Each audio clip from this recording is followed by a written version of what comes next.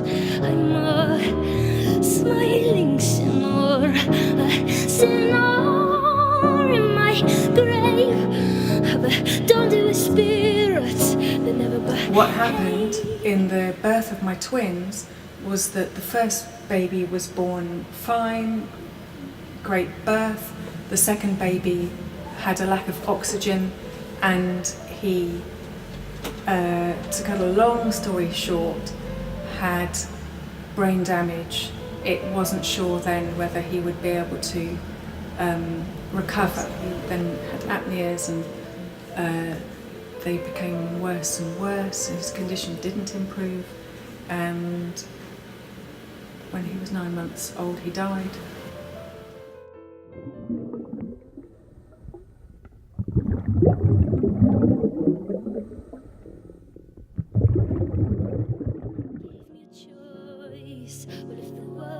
And so for someone coming in feeling grief like I was, being able to feel the weight of that, to give that breath, to connect in with the archetype of grieving mothers in the whole of history, to know that I'm not alone in that place of having lost a child in a horrendous situation.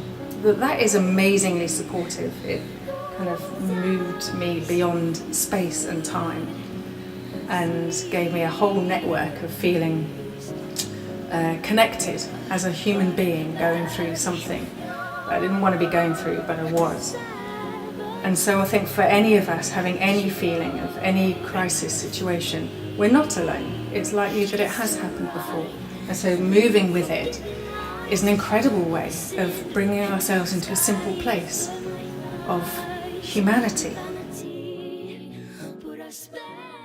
And I have now become a teacher of this work, and really I was shaped by that time, and it was that time when everything was in complete crisis, when I saw that this movement practice was way more than I had imagined it was.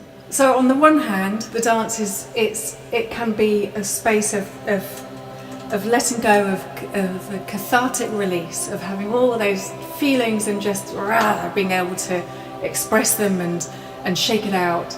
And within that, then there's kind of nuances of ways of expression, ways of kind of cellularly remembering how we're feeling when we're not on the dance floor.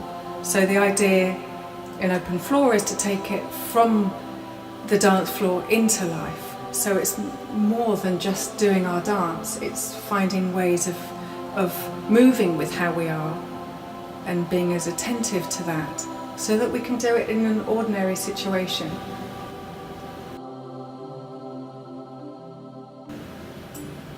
Dancing and going to 5 Rhythms, I had a local group.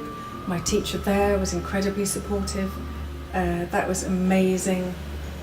I think often we think if we're going to give feelings attention, that they're going to get more fixed. And yet it was a way of really working through feelings and giving feelings expression. And then I would be able to go home and function. And I'm so good at being civil and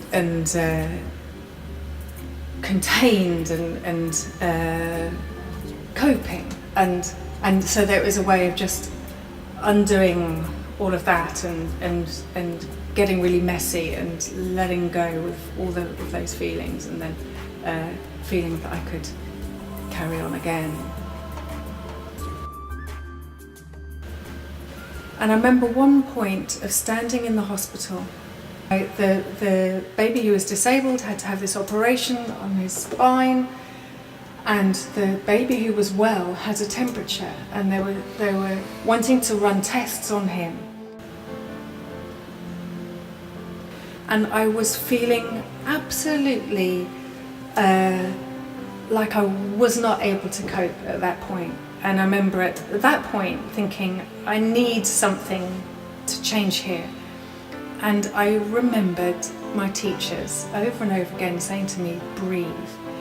And I was able to stand there in the middle of this hospital with, I think, one baby was in one ward, another was in another, and take a breath and feel my feet in my shoes on the ground, which sounds like an incredibly simple thing.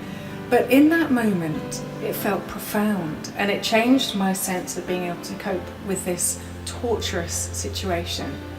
And I knew that I needed to be able to be present for these two babies and to be there.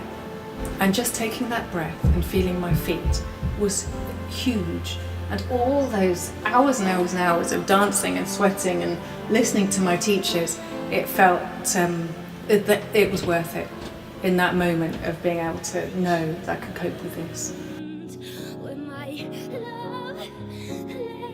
There's this kind of preconception that we dance when we're happy, and yet this kind of dance is a way to move however we are, which is the thing we have to do in life anyway. We have to get up even when we're feeling distressed or in crisis or stuck or like staying in bed.